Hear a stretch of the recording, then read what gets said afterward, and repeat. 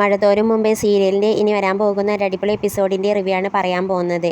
ഇഷ്ടപ്പെട്ട ഈ ചാനൽ ഒന്ന് സബ്സ്ക്രൈബ് ചെയ്ത് സപ്പോർട്ട് ചെയ്യുക. സ്റ്റാൻലി അലീനയുടെ കല്യാണം തീരുമാനിക്കുകയാണ്. സ്റ്റാൻലി അലീനയുടെ കല്യാണം തീരുമാനിച്ചത് അലീന അറിയുന്നു. ആ സമയത്ത് അലീന സ്റ്റാൻലിയോട് പറയുന്നുണ്ട്, പപ്പ എനിക്കിപ്പോൾ ഒരു കല്യാണമൊന്നും വേണ്ട എന്ന് പറയുകയാണ്. ആ സമയത്ത് സ്റ്റാൻലി പറയും, മോളെ നിനക്ക് വിവാഹപ്രായം എത്തി. നിൻ്റെ താഴെ ഇനിയും എനിക്ക് 2 മക്കളുണ്ട്. അവരെയും കെട്ടിച്ചയക്കണം.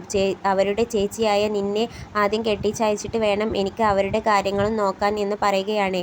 ആ സമയത്ത് അലീന പറയും, ഇപ്പോൾ വേണ്ട എന്നാണ് പറയുന്നത്, അതുകൊണ്ടാണ് കുറച്ചും കൂടി കഴിയട്ടെ എന്ന് പറയുകയാണ്. ഇപ്പോൾ സ്റ്റാൻലി അലീനയോട് ചോദിക്കും, മോളുടെ മനസ്സിൽ ഇനി ആരെങ്കിലും ഉണ്ടോ എന്ന് ചോദിക്കുകയാണ്.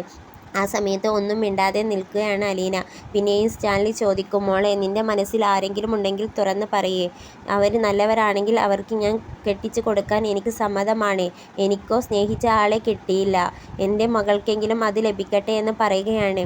അങ്ങനെ അലീന പറയുകയാണ്, എനിക്ക് മനുവേട്ടനെ ഇഷ്ടമാണെന്ന് പറയുകയാണ്. ആ സമയത്ത് സ്റ്റാൻലി ചോദിക്കും, അതാരാണ് ഈ മനു? ആ സമയത്ത് അലീന പറയും, അതാണ് കടപ്പാട്ടൂർ വീട്ടിലെ ശിവശങ്കർ മകൻ മനുശങ്കർ എന്ന് പറയുകയാണ്. പെട്ടെന്ന് പൊട്ടിത്തെറിച്ചുകൊണ്ട് സ്റ്റാൻലി ജോസഫ് പറയും, ആ വീട്ടുകാരെയോ ആ വീട്ടിലുള്ളവരെയോ കുറിച്ചോ നീ സംസാരിച്ചു പോകരുത് എന്ന് പറയുകയാണ്.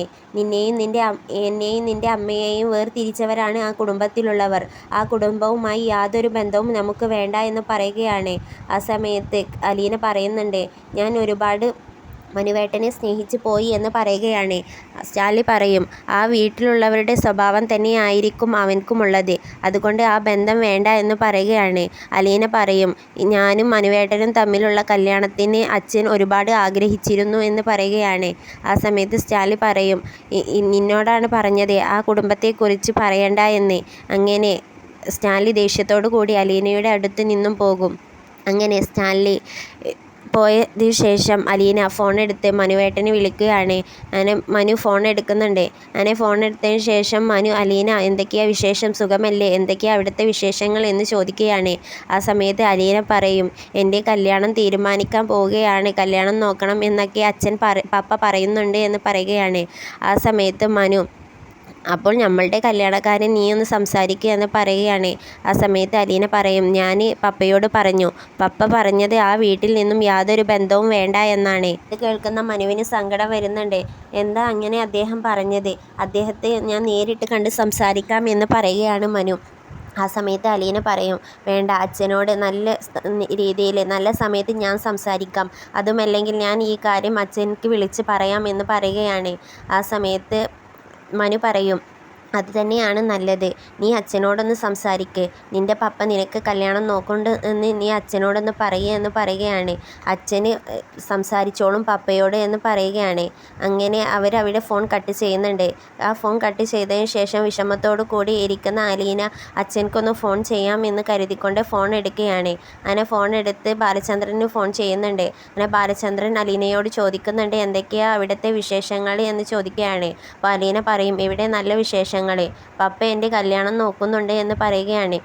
ആ സമയത്ത് ബാലചന്ദ്രൻ പറയും, നിൻ്റെ പപ്പ അതെങ്കിലും ചെയ്യട്ടെ, നിൻ്റെ ഭാവി നല്ലതുപോലെ ആക്കാൻ അദ്ദേഹം ശ്രമിക്കട്ടെ എന്ന് പറയുകയാണ്.